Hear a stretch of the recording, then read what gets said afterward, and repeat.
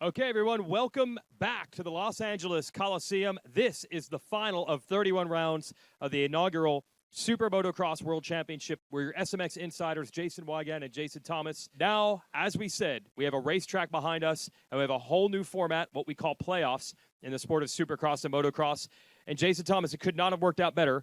Not just the spectacular track and bringing the peristyle back to the sport, your birthplace was Supercross in 1972, but also the winner-take-all format that the playoffs were engineered to create. We have it Saturday night. Yeah, I remember sitting here last October and wondering how this would all play out, right? New venues, new playoff system, new points format. And I don't think it could have come out any better than this, right? To have a winner-take-all scenario, as you mentioned, in both classes. It feels like it was scripted this way, and it's just going to be a fantastic presentation tomorrow night. Yep. As I said all week, if you were to tell someone that we would have Chase Sexton, Jet Lawrence, Ken Roxon, winner-take-all essentially for a 450 championship, $1 million to the winner. And in the 250 class, you have Hunter Lawrence, Joe Shimoda, Hayden Deegan. A year ago at this time, people would say, sign me up for that. So here we are a year later. And again, we're at the LA Coliseum because this is the birthplace of modern Supercross, the 1972 Super Bowl of motocross, won by Marty Tripes. We're looking to make a whole lot more history on Saturday night. And also the track. There's so much history here, but also the peristyle, bringing that back. It looks very Supercross-like, but there are some sections designed to take the edge off and be a little more like motocross. We said back then that it would be hybrid racing. I don't think people realized how hybrid it actually was going to be until we raced Charlotte and Chicago the last 2 weeks. Well, it feels like the pendulum's been swinging both directions, right? Charlotte caused a lot of problems for the riders trying to find the right setting. We go into Chicago, and it feels much more motocross, higher speeds, really rough. So anybody that showed up on a Supercross setup, I think they struggle to find comfort there. And now we finish at LA Coliseum. It does feel more like Supercross. It has that little bit of Monster Cup feel where the Supercross feel is there, minus the whoops. And, yeah, so if you felt comfortable last week, maybe not this week. So I think it's given us a little bit of everything, and it's really tested the riders across the gamut. Absolutely, and that peristyle is something that I don't know of anyone racing on the track has ever actually experienced going up and down, but we will have riders out on track this afternoon, so most of them getting to experience that for the first time. So the stage is set. We'll have athletes up here from that 250 and 450, those championship bouts, and our 250 World All-Star Amateurs in a moment. But as great as things are going right now for the inaugural SuperMotocross World Championship, and credit to Feld Motorsports, MX Sports, our friends and partners at NBC Sports, Peacock, the SuperMotocross Video Pass, for helping make that all happen. It's just a ramp-up. This is going to be here for a long time. We are ready to talk 2024, and it's going to be the schedule. This is what everybody wants to know. Where are we going racing? So we'll put the spotlight here back on Monster Energy Supercross for 2024 and the 2024 Pro Motocross Championship. This is your schedule unveiling of what we call the regular season races for 2024 board.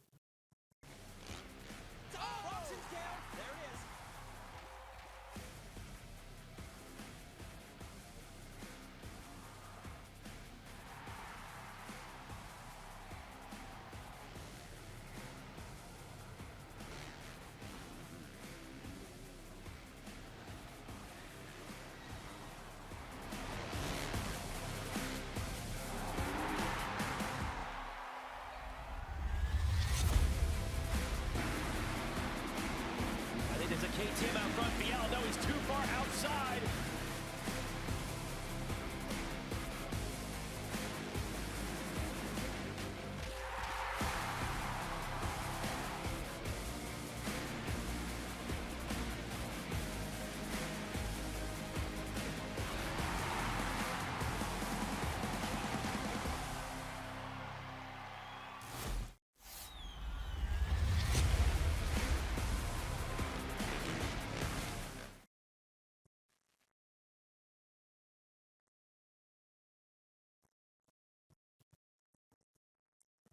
There you go. Okay, we're going to talk about this schedule in depth, and that's, to me, as cool as the $5.5 million on the line in the playoffs is and racing at the iconic LA Coliseum for what is our Super Bowl.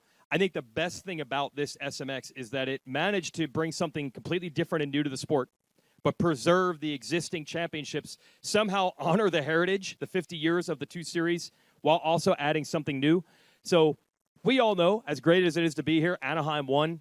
A1 has a very iconic tilt in this sport as well. So the things that you've come to know and love, Anaheim, going to Daytona during Bike Week will be there. And, of course, when you get to the Pro Motocross schedule, which you just unveiled, as I say, change is not good when it comes to motocross. Same venues, same weekends, same things you've come to expect for 50-plus years.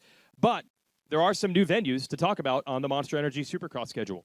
Yeah, for everyone who's been on the circuit for a very long time, getting to go to new venues is a really exciting thing. You think about going back to San Francisco and Oracle Park, which used to be AT&T Stadium. That's going to be a great return to a historical venue for us. Supercross has had a long run and stretch there. Think about Philadelphia. Think about Birmingham, places that the series has never been before. It's going to be a really great addition to 2024 with a lot of the traditional venues that we've had in the past, too. Yep, going back to Foxborough, going back to St. Louis, for example. So many places staying on the schedule. The finale at Rice-Eccles Stadium in Salt Lake, Denver right before that, and then that new round of Philadelphia leading to those two. And also want to mention that we'll have more information as far as East and West, what events are going to have KTM Juniors and things like that coming soon. Tickets, we're already ready. We'll have a pre-sale starting on October 3rd. There'll be a week of pre-sale for those who've already signed up for that for Monster Energy Supercross. And then the week after, this is early October, Ticketmaster will be the exclusive ticket outlet now for all Pro Motocross rounds and the majority of the Monster Energy Supercross Championship. So we're looking at next week, pre-sale for Supercross, the week after, full on-sale date for all 28 regular season rounds, and Ticketmaster joining the Pro Motocross Championship. I can tell you when you're trying to transfer tickets to friends and get people in, much more convenient. The app on the phone, it'll be a nice upgrade for the Pro Motocross Championship, and it's already been there for the majority of Supercross. And as we get to those ticket on sale dates, we'll tell you what the East and West rounds are going to be. As for SMX next year, the plan is we'll announce the 3 SMX playoff rounds at Anaheim at that press conference in January. Yeah, that was the first thing I looked for when I looked across the schedule. I wanted to see where these 3 SMX playoff rounds would be for next year. So we'll have to wait until the Friday press conference at Anaheim. But I know that the thought is to give the races the venue that they deserve. Have this be the largest and biggest spectacle in the sport, and I think 2024 will deliver absolutely that. Yeah, definitely trying to be unique with these playoff rounds, and then again preserving the heritage with places that we've come to know and love in the regular Supercross and Motocross schedules. Okay, so that's your schedule. You can check it out on all the websites, everybody at home. Again, pre-sale for Supercross next week, all tickets on sale for all events the following week, and we'll announce a lot more information as it comes. So now let's talk to some of the athletes. We're going to welcome our 250 World All-Stars to the stage. We have a selection of riders that can come on up. This is another unique aspect of this SuperMotocross World Championship. We're trying to go with the very high end and have the best riders in the world battling for huge prize money on massive racetracks, but also give that grassroots motocross feel. So we had 65cc racers at Charlotte. We had super mini racers at Chicagoland, and we go to the 250 World All-Star Division. These are riders probably only a year or two away from being full professionals. We have a selection of them here. We're joined by Drew Adams, Parker Ross, Gavin Towers, Tyler Mollett, Preston Baseflug, and Mark Finnis. And some folks have seen 250 riders. We have the Supercross Futures program during Monster Energy Supercross. Some of these riders, or you've seen other riders on 250s as amateurs, perform on Supercross-like tracks. So we have a little feel for this, but it's still a little different out here. I'll go to you first, Preston Baseflug. What has been the prep like, and really what's the emotion, anticipation when you get really one chance to kind of show everybody what you can do on a track like this? Yeah, we've been riding a lot of Supercross. We didn't really know how the playoff or the tracks were going to be. We didn't know what it was going to be like, so we were kind of waiting to see the first round to kind of get a game plan. So we've been riding a lot of Supercross, Supercross suspension, and yeah, it's really cool to be here in the LA Coliseum and go racing. For Mark Finnis, you've gotten to ride the last couple of rounds of Pro Motocross there. Is there anything that you learned there that you can apply to this SMX Championship? I'm sure that was a big learning experience in itself. Yeah, suspension. Definitely suspension plays a huge part in motocross and Supercross, and if you don't have that right, it's very hard to ride your best. So suspension is definitely what we've been working on in Supercross, and I think we got it pretty dialed. I'm going to go to Parker Ross here on the Honda. The Loretta's, you got some podiums. Definitely put your name on the map for sure. What's it like when you have a race like this? The eyes of the industry are on you. People are going to be watching. You're just part of the big night show. What is it like to have one race to be like, this is really where I can make a name for myself? It definitely puts some pressure on you for sure. I would say all of us up here have some pressure on us, but the pressure will make you or break you, and I'm hoping it'll make me just that much more focused while I'm racing out there and riding the track. So we'll see. For Drew Adams, really nice showing there at Ironman for the final Futures race. You get to practice with some of the best guys in the sport, Jet Lawrence, Hunter Lawrence. What have you asked them, or what kind of guidance have they been able to give you for a Supercross experience like this SMX finale? I would say it's definitely not asking. I just watch them every day, learn from them, and I get to ride with them every day. And good training goes down in Florida, and I'm ready for this race. Tyler Mollett there in the middle. So what's the Supercross prep like for you? What kind of experience do you have, and who's helping you get ready for this? Yeah, man. I'm out there at Moto Sandbox every week. I drive up by myself, stay like 3 or 4 days, ride SX, and I got some pretty fast guys that are out there like Kenny and Chase and all them. So kind of watch them, learn from them, just make little tweaks. Been working with Ryan Sipes out there. He's helping me out. So, yeah, man, we're ready. For Gavin Towers, you've had quite the 2023 here, winning that Futures race there. So you just signed your Monster Yamaha Star Racing contract, and I'm assuming you're getting to ride with all of the pro guys on a Supercross track. Can you talk about the difference between a Futures environment like that and getting on the track with the guys that are actually winning on Saturdays as well?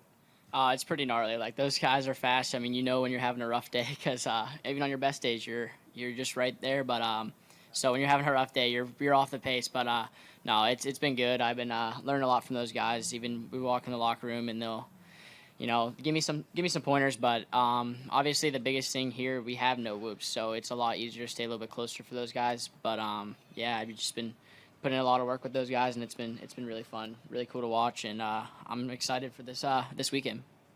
Give a chance if anyone in the media has questions for our 250 World All-Star riders. Again, we've seen this program essentially with 250 amateur All-Stars on the Supercross tracks, but this will be a little bit different with SMX. Go ahead. Kellen Brown with Racetracks. Gavin, for you, having raced Futures, having raced the Combines, how much more prepared do you feel for this event, having gone through the experiences of those so far? Definitely a good bit. Just for this race, it seems like it's a little bit more Supercross. I rode a little bit of outdoor, just leading a little bit before Chicago. Those guys were riding a little bit more outdoors, so we rode that. It was good to do that, get a little bit more speed up, because there is some fast portions of this track, but for the most part, taking some of the things I learned from riding Supercross. I mean, they build these tracks in a week. It's not like they're implanted, so you learn quickly.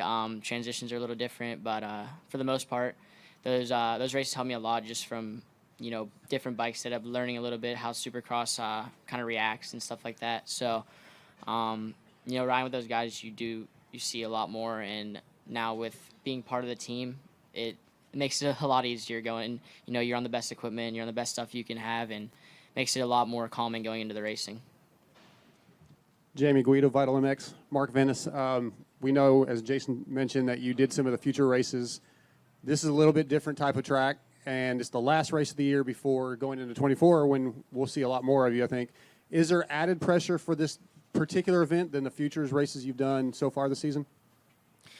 No, I don't tend to get too nervous about like any races. Even when I did the pro motocross, I wasn't nervous on the line, even though I lined up in between 2-star guys, and it wasn't too nerve-wracking. I try to stay pretty calm about things, because if you're nervous and you're too excited, then you're gonna make a lot of mistakes and could have you end up on the head.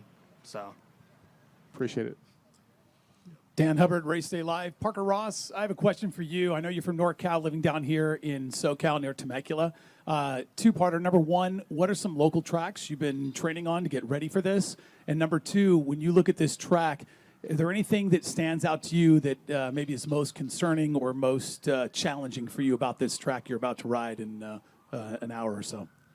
The local tracks, I get to go out to the Honda test track, and then been riding Hemet a lot, and the track's pretty sandy, so it breaks down. They just rebuilt it, and it's been sweet. And the track today, I mean, nothing on it really stands out that much. There's a 3 on, and then there's a triple after. There's nothing really that tacky out there, but I think it's just going to be hitting everything smooth and hitting your marks out there is going to get it done, and we'll see.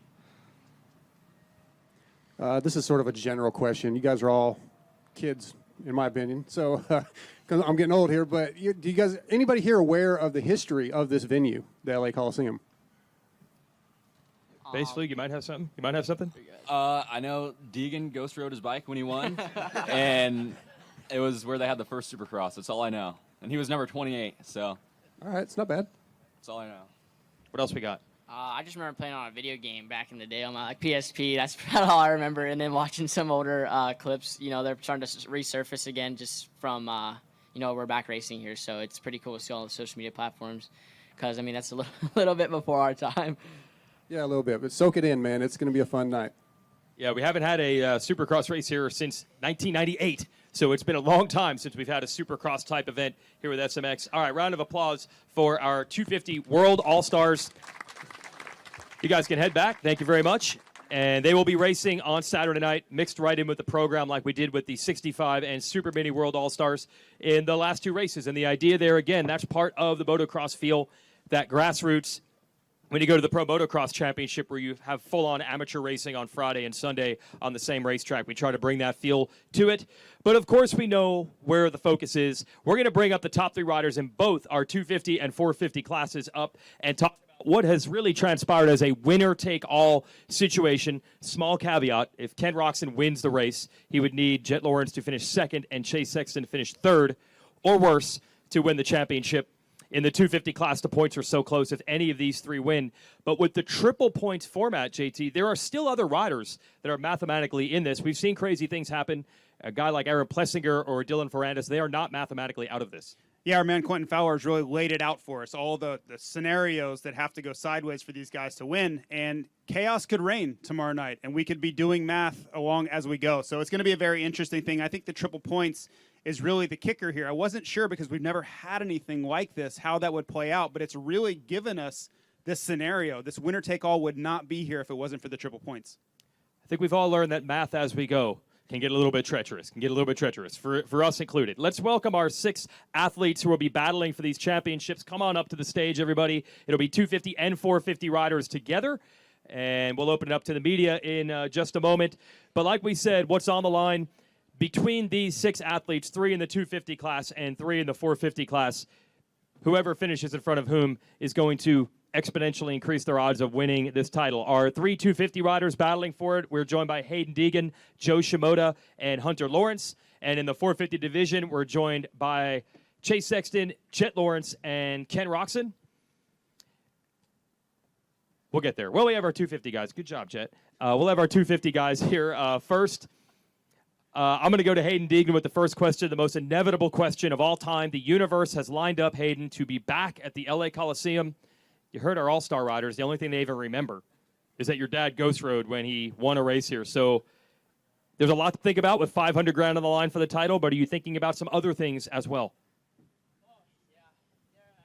Is that mic on? Ghost ride your bike? Is that mic on? Hello? Oh, There you yeah, go. You're yeah. good I got to now. get closer. Yeah. Right here. Everyone's like, you got to ghost ride your bike. I'm like, I got to win the race first, you know? Like, it ain't just ghost ride the bike. So, yeah, I got to win that race. And then, I mean, yeah, see where it goes from there. But the goal is just win right now. You won the very first moto that we had in this at Charlotte. You weren't able to get moto wins after that. Is there something that you learned at Chicago or something you learned at Charlotte to get the confidence back and say, I can do what I did at Charlotte here? I'm just healthy again. I haven't been healthy in 2 weeks. It's been a struggle for me. So we're back. We're healthy. And we're at the top level right now. Were you sick or what were you dealing with there? I was dealing with some stuff I don't want to talk about, but I was dealing with some stuff. Okay. Better now. Better now. Okay. That's what they want to hear. Go I ahead. have a question for Hunter Lawrence. Pretty drastic difference in results from the opener in Charlotte to the second round in Chicago. Really nice bounce back there. Was there something specific that was different? When I watched it, it felt like there was a little bit of a kind of a post-championship hangover at the first round, but then you bounced back nicely with a win in Chicago. Yeah, I think the starts don't help. These tracks are built really that hybrid type deal, so it's a lot harder to pass on because it's not a textbook Supercross track nor outdoor track. So it's in between. It's definitely a lot more one line. So it's tough to come through the pack, and obviously a little bit less time than an outdoor race. But yeah, Chicago was good, but first 2 rounds don't really kind of matter because it's winner take all here. I'm just going to mention to Joe Shimoda, you're wearing the retro colors. Kawasaki actually has a 50th anniversary celebration tonight, 50 years of Kawasaki KX. And look at what you've done. Right here at the end of the year, you win the final Pro Motocross race, you win the first SMX race. You could help them end the year with a title. It didn't look like it was going to go that way, but man, you have rallied late. That must feel good if you can get them this championship. Yeah, that would be nice. That's the goal, and we've been working really hard, but race, anything can happen, so we just have to wait and see. We'll open it up to the media. Again, we have our top 3 450 riders and top 3 250 riders. We did top 10 at the last 2 rounds, but this will be our media group. So if you got questions, this is your chance, everybody. I'll start. Kellen Brower with RacerX. Really, for all 3 of you 250 guys, has the nerves or anything felt different this week, knowing coming into this weekend it is that winner-take-all situation? Not really. I mean, it's like, geez, I'm trying to think what race number this will be for the year. So it's kind of like, just feels like any other race. You know, you either win or you don't. So just, regular deal. Dan, Main Event Moto. This question's for Kenny. Ken, you said you've had a lot of fun riding this year, more fun than you've had in years past. Do you regret not doing any more motocross rounds to maybe put yourself in a better position coming into this championship, or are you happy with where you're at? I'm pretty happy and content where I'm at, honestly, because I think for me to really make a difference, I would have had to race a lot of more outdoor races. And like I said, I don't really look back on it. I wanted to do this year my way and that way, and I think I've in a way benefited from it as well for now. And I think I needed an extra, I don't know what it is, 100 and something points. So it would have, I would have had to race quite a few more races to even make a difference. But even just racing High Point, I think put me in front of Eli, or I gained a couple of points from that. So at this point, obviously I need a little bit of luck on Saturday to do anything championship-wise. And I'm pretty happy where I'm at. I'm going to circle back to our previous question there for Joe and Hayden. Yeah, anything different this week, pressure-wise, knowing it's winner-take-all? Joe, you can start. Honestly, I'm getting nervous that I'm not nervous. Like, it's I've never been in this kind of situation, like super close in points coming into the final round. So I don't know. I feel good though, just staying really focused. So no, I feel good. Oh, yeah, we're feeling good. It's my first year, and I got a lot of time. It's just a start, so there's nothing to be nervous about. Just go out there, have fun. Got some bull turns, so get some aggressive riding going. Does that help actually a little bit, Hayden, to say, like, it is winner take all, but I'm also a rookie? Does that take a little something off? Yeah, I could say take a little pressure off maybe, because I got a lot of time. More questions? Go ahead, everybody. Dan? Dan Beaver, NBC Sports. For Ken, Jet, Chase. We were here a year ago. There was a sense of history then. But walking in and seeing the track built, was there any heightened awareness of history coming full circle? Any extra emotions for this race?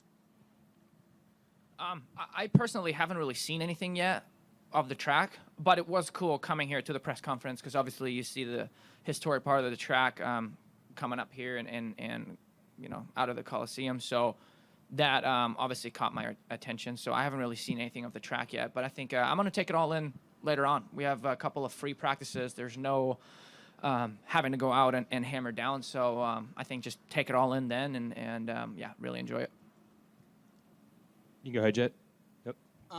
Yeah, I think the main cool thing for us is for Hunter and I is obviously Osho used to race here. I think he's had his first Supercross race here, which is pretty sick.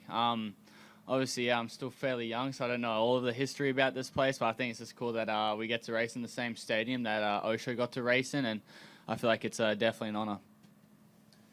Yeah, it's pretty cool to race here. Obviously, I think it's always nice to end the year in California and coming here to the Coliseum. There's so much history.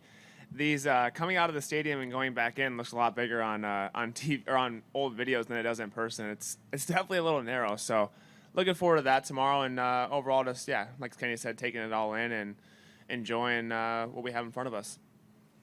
Jamie Guido, Vital MX. Hunter Lawrence, now that we're at the final round of this series, the Super Motocross series, how do you feel about the format? How do you feel about how the whole season has been as a whole and the way it's wrapping up? A long season, I think it's safe to say. But yeah, I don't know. There's nothing really that comes to mind, and it's just racing. Especially from an athlete standpoint of view, you can't really have a completely decided mindset on it, or if you like it or if you don't, because you get paid to do it regardless. And I think at night time when the main event comes around, or the main motos and outdoors, it's you love it. You do it for the love of it. It's just the travel to the events, all the training during the week that gets, it's a long season, it takes a lot of toll on you, but once you're there and the adrenaline kicks in, you forget about all of it. So it's been a good year, looking to finish it off strong, but yeah, who knows, maybe we'll have a bit more of a reflection on it. And as it's the first time the SMX has been here, maybe there's some things to change, maybe there's things that can be better or were great, Ken, I've got one for you real quick. Last week, you were a little frustrated at the end of the night. I'm sure you've processed all that, and you just said that it takes some things to happen for you to go for a championship, but it is what happened last week any extra motivation to go out and win tonight or tomorrow night? Would have never thought that would come up in the press conference here. Shocking. Yeah, shocking. Shocker. I'll say it again. The situation simply, and it was more so 24, 48 hours afterwards. It wasn't, I understood what Jet was trying to do to benefit. Like, I get it. But just for me personally, because, right, it didn't give me the overall win or anything like that. What was it for me is that the opportunity for me to make a late moto pass and have excuse my language, but a badass finish for me and a super cool win, that just kind of got robbed a little bit, right? And it ended up from making a pretty lame finish, at least just for me. So I couldn't really celebrate it like a true moto win, right? And but I also get that, there's other things coming into play. There's a lot of money on the line, and I was winning either way for me personally. Like I had a great weekend. I was on the board all the time. I was riding well.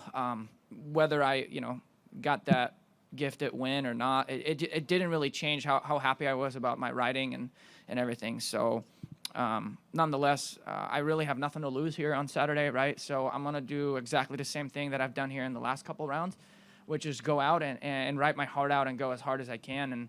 And wherever wherever I end up at the end of the night, I'm fine with it, and I can hold my head high and say that I tried everything I possibly could. And yeah, I need a little bit of luck for pulling this off. So this is almost not even really about me. It's about them two sitting next to me. It seems like there's also a lot of other good riders that are on the gate. You can't forget that. So with this style of track, obviously start is super important, but there can always be a surprise of a couple of other riders that are going really, really well. And yeah, we're just going to have to wait and see. Jet, this question's for you. You got to know this is coming. How was the week for you? There was a lot of criticism on social media and whatnot of the comments and whatnot made in the move last week. But how did you stay focused this week? Did you turn your phone off, just grind, or tell me how the week went? Yeah, last weekend I'm here trying my best to win $1 million. It's a lot of money, so I'm gonna do whatever I can. And yeah, during the week it's no difference. I go to work my butt off just to give myself the best opportunity to win this weekend. Hey guys, Michael Antonovich with Swap Moto Live. This will be for the 450 class guys. Obviously, the three of you have a lot at stake this weekend. How much of a motivator will the outcome of this be through these next 3 months? Because we all know the three of you guys are going to be championship contenders going into next year, but there's 7 other guys that also are going to be championship contenders too. Is this super important, or do you just kind of forget about this and then go into the off season and focus on 24?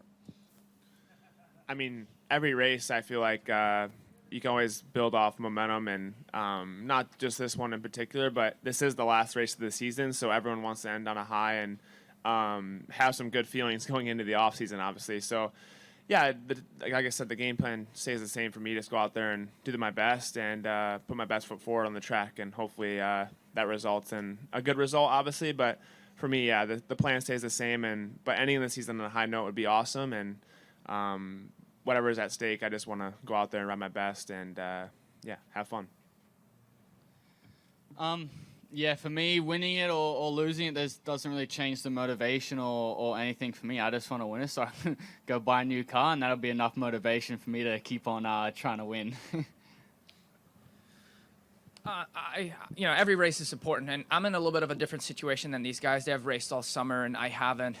So I am extremely happy in the position that I'm at the moment. Mentally, physically, I feel strong, and I have more races coming up. I'm going to Paris Supercross, and I'm going to Motocross of Nations, and a bunch of more races. So for me to already be the level that I'm at, and I still have a few months to go to build on that, but I don't want to be too eager about anything because I don't want to get ahead of myself, right? I'm going from race to race, and when I have this time in between these races, whether it's a couple of weeks or a month, that's where I can do little changes or try to get better personally. So I've enjoyed that aspect of it and kind of like taking in the grind a little bit. So I think I'm in a little bit different situation, and it'll be good for me to not be completely smoked after motocross season like I've been in the years past, and actually be in a good spot and keep building. And coming into Anaheim, of course you have to be healthy, right? Like we don't want any crashes or injuries, whatever that can set you back. But I think for the first time in a long time, I can maybe come into Anaheim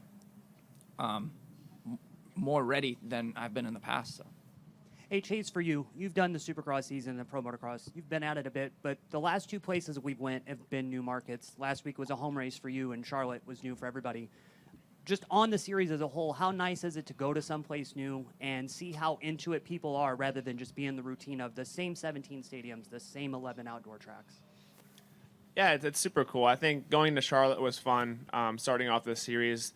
Never raced there before in my life, and it was a really good. I feel like the fans were awesome there. The track was fun. Most importantly, the dirt was really good. And then going into Chicago, that one for me I'm really familiar with just because that's where I grew up and spent a lot of time at. Obviously didn't have the best result, but it was also just fun being back home. The dirt was really good, and honestly, it was super similar to what I used to grow up racing on. So that was fun, but overall, it's been nice to go to these different markets. And like I said, ending here in LA is, I feel like, kind of best case scenario. I feel like Southern California is almost the, not birthplace of motocross, but it is super popular here. And I feel like we're going to have a good turnout tomorrow. So it's nice to end here, and yeah, it's so far I feel like the series has been really fun. The layout and I guess I should say the schedule's a lot different. It's a mix between outdoor and Supercross, and it's kind of hard to decipher which one it feels like more, but it's been fun so far. Dan Hubbard, Race Day Live's questions for Ken, kind of based on what Chase just said. These tracks are all different, and suspension has been a big topic for us on our show about what you guys are doing. Last week in Chicago, Moto 1 for you was slower than it was Moto 2, or much faster by the numbers. I think you mentioned you changed something. Can you give me some more details about what you changed going from Moto 1, between Moto 1 and Moto 2? And number two, have you changed anything major going into this race here in Los Angeles? Yeah, I think so. Coming in on a Friday to last weekend's race, it looked like not plain, but it looked like a straight-up motocross track. Having said that, I think that with the high speeds and some of the Supercross faces that we were facing, I think you actually have to be quite a bit stiffer than a pure just motocross setting. Maybe actually for the first time a true hybrid of a setting, right? And I basically made changes or little changes every time I went out for practice, and especially on Friday. You got 2 free practices. There's nothing really at stake there. Same with the qualifying practices. I was overall pretty comfortable, but it was really just to be at that level, you got to find these little things. And after the second qualifying session, we made a little change, and it's just it was really the tiniest change, but it made a big impact on the bike and on the riding side of things. So I just wasn't really able to quite gel with the bike as good as I did in the second moto, and I rode it as hard as I could for what it allowed me to do. And with those kind of speeds, like, things can bite you real quick, right? So made a little change actually to go back to what I rode at the second qualifying practice, just because I felt like that's actually more what I needed than what I raced with in the first moto. So little adjustment after the parade lap, and then that allowed me to be comfortable enough to ride to my full potential. And I'm actually really glad we made all these changes, because sometimes just keeping it the same might not be good enough, So I've been really comfortable with the team making little changes and trying to get better, and it worked out. Yeah, is this carrying over, or does that not really apply last week's track to this week? No, not at all. I'm just on my Supercross setup. Same stuff I rode in at the first round in Charlotte. Hey, Alex Gobert, MotoOnline.com. For Chase, to hold the red plate in the 450 class coming in, this weekend we see obviously the triple points. So what's your take on that? And we've known it all year long, but yeah, what's your thoughts? I mean, I kind of expected it to play out this way. I think for you to be able to come in here and play conservative, you would have had to have 2 wins going into this race. So obviously we come in and it's pretty much winner take all, and that's, I think, the reason they made it this way. And it's exciting for the fans and also for us riders. I think it keeps everyone on offense. And coming into this week, I had a really good week, and it actually makes your mind even easier coming into this race, just knowing you have to go out there and do your job and go out and win if you want to win the championship. So yeah, it just keeps everybody on offense, and I think it's cool for the fans. It makes it very exciting, and it's going to be some fireworks tomorrow. And the Supercross layout this weekend, the Supercross type layout. So back on those settings, it's kind of like home for you. This is where you feel most comfortable. Yeah, I'm excited to be back on Supercross. I ran Supercross stuff last weekend, which was the wrong decision, but so we're back on a Supercross type track. There's obviously hybrid. It's not all Supercross, but this one definitely is tighter and more just like your basic SX track. So on the SX setup, rode Supercross all week, had fun, and was here in California actually, so on some harder dirt, and I feel like this weekend is going to be pretty hard packed and slick. So ready to go, like I said, and looking forward to racing here in LA. Nick Still, MotoOnline.com. This will be for Hunter. 2023 for you, Supercross Championship, Motocross Championship, looking to make it 3 tomorrow night, and potentially the last time we see you out on a 250. Is there any more to that? Yeah, it's kind of the end of my 250 career here in America, at least. We've got Motocross of Nations in another 2 weekends. That'll be fun. That's like the final official send-off for the 250. So, yeah, but obviously tomorrow's the main focus as well. But, yeah, I don't know. It's just taking it day by day. And we don't normally think of stuff like that. We got so much going on in our life and focusing on one goal. It's like you never really step and think, oh, it's it's the last race, I hope I do well, and like it's just go race and go to work. Hunter, I was going to ask, your answers like that are a lot. You really have that, don't get too high, don't get too low. We're just focused on the task at hand. JT's mentioned on the podium, we see it all the time. Is that a trained response, or is that your natural personality? As an athlete, your dad has said it too, we try to not be too emotional, we try to be analytical. Is that something you've learned to do because it's better as an athlete, or something you've always had?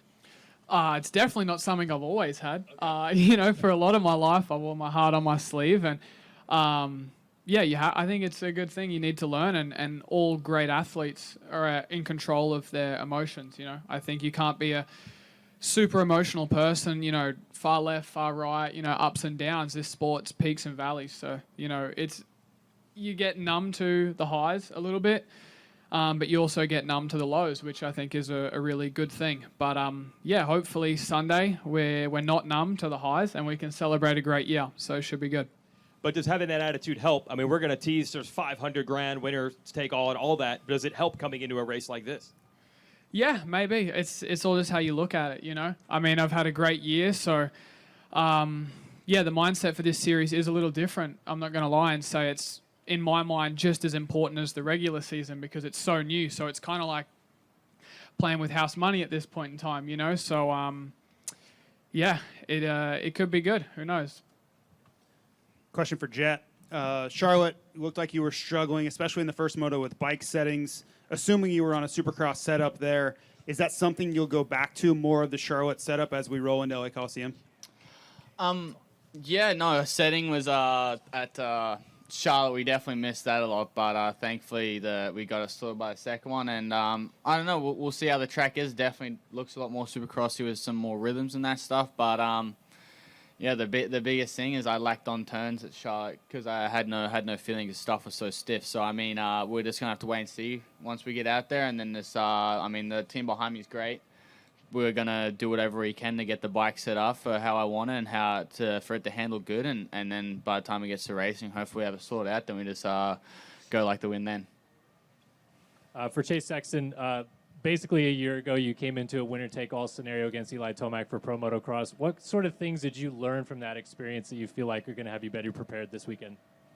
I actually I came in, I think, 1 point or 2 points down to Eli, so now I'm in the flip of that situation. This one is a little bit different because there is triple points, so there's no, like I said, conservative riding. It's an offensive mentality, but definitely learned a lot that year. Coming into the last race, there was definitely a lot of pressure on the line for that one. I felt it, I will say, going into that one, but I've learned from that, and just being more seasoned, and I've been in this class for, this would be my 3rd year now, so I've been put to the test a few times, and I think that's all happens for a reason, so we can use that to our strength tomorrow night. Davey Coombs with Racer X. I have a question for Hunter and Jet. You guys talk about Johnny O'Mara a lot, and he's been incredibly influential in obviously both your careers. Each of you have the opportunity to pick a 1-digit number moving forward. Johnny was number 4 and number 5 at points in his career. Any thought of either of you taking a single digit next year? No, not really. I mean, it would be great, but sadly enough, I mean, number 4, when you see number 4, you think of Ricky Carmichael, and then number 5, Ryan Dungey. And I know for sure that Hunter and I, we want to make sure we have our numbers, so then in future once we retire, 18 is Jet Lawrence's number, and then 96 is Hunter Lawrence's number. Yeah, same thing. It's tough for us to look to try and take that number and then make it our own when it has such a special history. It's kind of like, I don't know, almost should be retired. I think their numbers in a way. But yeah, that's just 96 and 18. That's who the American crowd knows us as, and we love those numbers. Brett Smith, We Went Fast. For Jet, the ESPN article that came out this morning from Alyssa Ronick, it's only been 4 or 5 hours, but what's the response been? Alyssa is known as reporting on Olympic gold medalists and the biggest tennis stars in the world. That's a pretty big deal. Yeah, no, for sure. It was definitely cool. She got to come to Florida and see kind of how we live, and got to talk with her. And she's a awesome girl. She's really cool to get along with, and it was just a fun experience, really. I mean, it's to get an opportunity like that with ESPN, which is it's insane, really. I mean, it's a big step in my career in trying to get the sport out further and get more fans to come in and watch, which is a cool thing. It's going to be a slow process to get that, but that's definitely step one, kind of a big step for me. But it was definitely an awesome experience, and the feedback so far that people have came up and said it was cool to see, and it was awesome to see. So I was pumped it happened, and definitely grateful for it. ESPN.com, everybody. Check it out. Go to ESPN.com. It's right there, like at the top of the site. Like college football, NFL, we don't care. Jet Lawrence. Check it out, everybody. Got a question? You're good? Okay. Lurch, Race Day Live. Obviously, Supercross might be more passing opportunities. This question for Chase and Hunter. It's pretty much winner take all. If you're going to have to be protective when you go into these corners, because even the cleanest rider in the world is not going to be afraid to get his hands dirty. Are you planning on trying to keep that door as minimal as possible, or the window of that opportunity of the rider behind you to take maybe more an aggressive line? Yeah, the mechanics are putting some big shields on the back sides of there to help with that, combat that. But yeah, there's a lot of money. There's $500,000 on the table for us, and then there's $1 million for the big boys. So yeah, I think we all know what the people in LA City would do for $100, $200, let alone $1 million or $500,000. So yeah, it's going to be interesting, and that's what the narrative has been written up to be like. So, a question for Kenny. You've had certainly the most of anyone up here experience with a race like the Monster Cup, Supercross, but no whoops. Is there anything you can apply from your races there? Right? Can you change your setup that'll maybe give more traction, not needing to worry about Supercross whoops at a race like this? Definitely. I mean, it's most of the time you come to a Supercross track, and whoops are one of the key factors where you have to be comfortable, right? Like, not having those here, you can definitely make adjustments to where the bike feels better on pretty much everywhere on the track. So that's something that we have to see once we're out there. For the most part, just like in Charlotte, I have kept it the same. I've been a big fan of if I'm decently comfortable, like I like to just focus on what I'm doing and at the task at hand rather than always tinkering around with the bike. So, but yes, it will for sure come into play. Like, I think you'll be able to run it a little bit differently, just not having to worry about whoops, yes. Chase, you were about to answer if you want to finish. You were leaning in to answer my question. If you can finish that. I was just going to say, I think us three up here and the 450 class may be a little bit more relaxed. Obviously, there's a lot of money on the line, but yeah, there is more bowl turns this weekend. I think they did that maybe a little bit on purpose, but for us, I think we'll go out there and we'll be racing clean, and best man wins. I don't know. For Chase and Jet, you know, there's so much that's been built over this summer and then these last 3 weeks about teammates and head-to-head and all this stuff. Chase, after you finished Charlotte, you waited for Jet. You guys high-five. You guys have talked to each other. How has the dynamic really been? Because we know that this has got to be different. It's not somebody 5 trucks away. It's somebody 5 feet away from you in the pits. Yeah, it's always a tough dynamic, I feel like, when you're racing your teammate, and that's ultimately the guy you have to beat. But it also makes it better. I think it pushes us to be better. I think for both of us, I don't think we want to lose to anybody. So it doesn't really matter if he's 5 feet away or 100 miles away. We want to go out there and win. So it's been fun. I think it's made us better, especially me. I think I've gained a lot this summer, and it's just made me a better rider. So, like I said, we leave it all on the track, and then after that, we kind of put it to the side and wait for the next weekend. Yeah, like what Chase said. I mean, we respect each other on and off the track. I mean, we go out there. I mean, on the track, it's a solo sport. I mean, we go out there, we work hard. We want to put Honda on top. I know for both of us, we want to be on top. So, like Chase said, it makes us really good riders and pushes us to the max.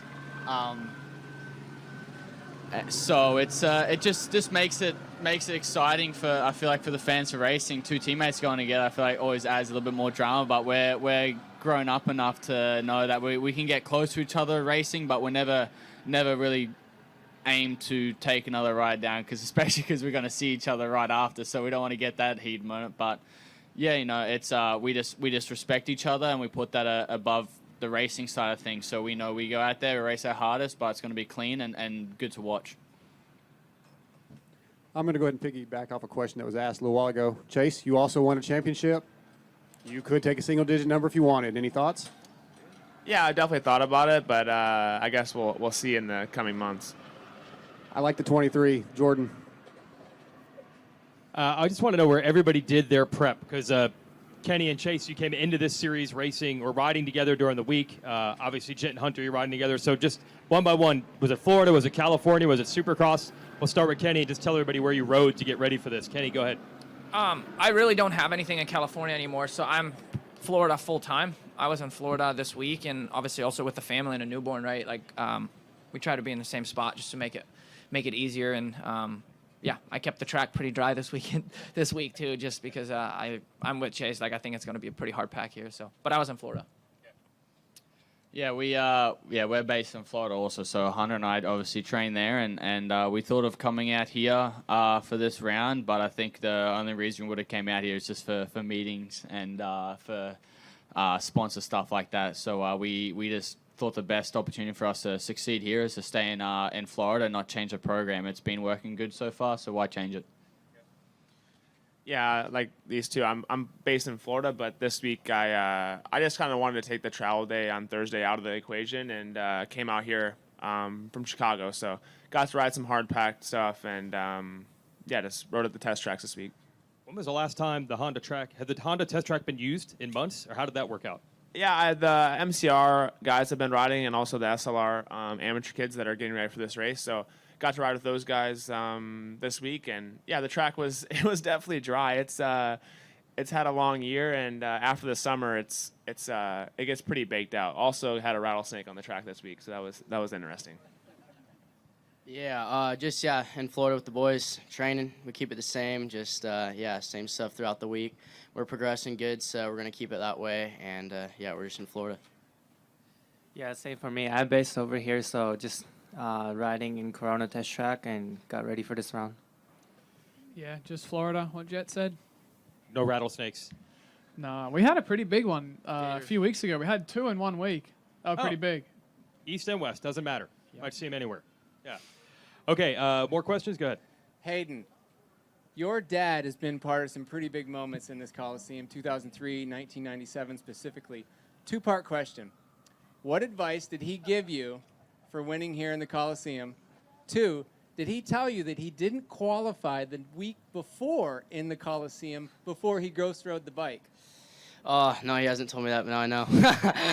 So, yeah, he definitely told me. I think my dad's one of the most iconic guys on a dirt bike. You know, he's the only one to really win a race here, win X Games here, win a rally race here. Now his kid has a chance to win here. It's iconic, it's legendary, and yeah, but still got to win, so we're going to go try and do that. I got a quick question for the top 3 in the 450. $1 million on the line. Each one of you has shot to win it. What are you going to do with it? What have you visualized what you're going to do if you win that $1 million?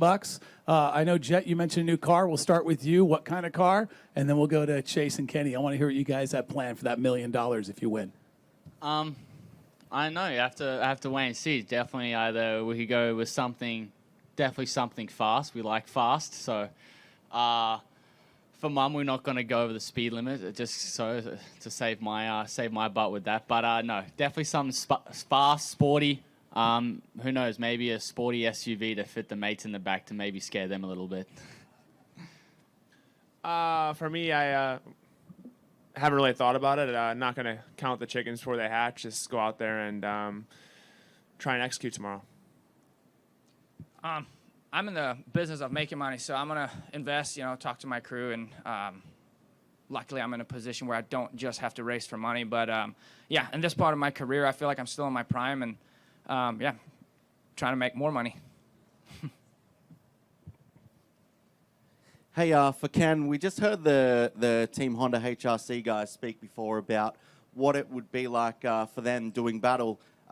What would it be like for you to come out and effectively win the SMX Championship against what is your old team and to do it with your 2023 team? Yeah, the fun part for me is I kind of been on both ends of the spectrum of not being that good, and just kind of going through my struggles, and it's really been my way of working myself back to being part of the elite, and I think I'm on my way to that, and been proving it lately that I think one of the guys that belongs up there, and it's been a hard road, not gonna lie. It hasn't been easy, but bit by bit, I want to chop at it and come back from maybe a couple of not so fun years and just not so fun by not having the results and just kind of having a lot of struggle and not really enjoying it that much, but flipping that coin around. And I don't just want to be a 5th, 6th, 7th place guy. I want to be up front. So my work has been to try and get back there, which hasn't been easy, but at least with this opportunity, I feel like I can consider myself for now being healthy and being part of the elite, and of course I want to win. It'd be huge. I think be huge for a lot of reasons, but we still have a lot of work cut out for us, and then obviously also leading into next year. But I think I've just been enjoying the process, trying to get back to being some of the front with the front guys, and not just being 50 seconds behind, but having a battle with those guys. All right, we're just about the hour mark here, so we're going to wrap up the media session. Let's have a round of applause for these 6 athletes who will be duking it out tomorrow night. Thanks, everybody. Thanks for coming out. We got a couple other things that JT and I are going to discuss, but thank you to Ken and Jet, Chase, Joe, Hayden, and Hunter for joining us.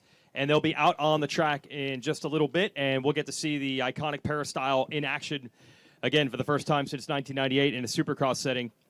And Ken Roxon can ask his team manager, Larry Brooks, about the Peristyle. It's a ghost ride of a different kind going down the Peristyle. Larry's probably around if anyone wants to ask him about that. Only the other things we want to mention are just a schedule for tomorrow. FanFest opens up at 12 noon here at the Coliseum for fans that want to watch practice qualifying, maybe get autographs from their favorite riders. And as far as coverage at home, Race Day Live qualifying coverage will begin at 4:30 Eastern Time.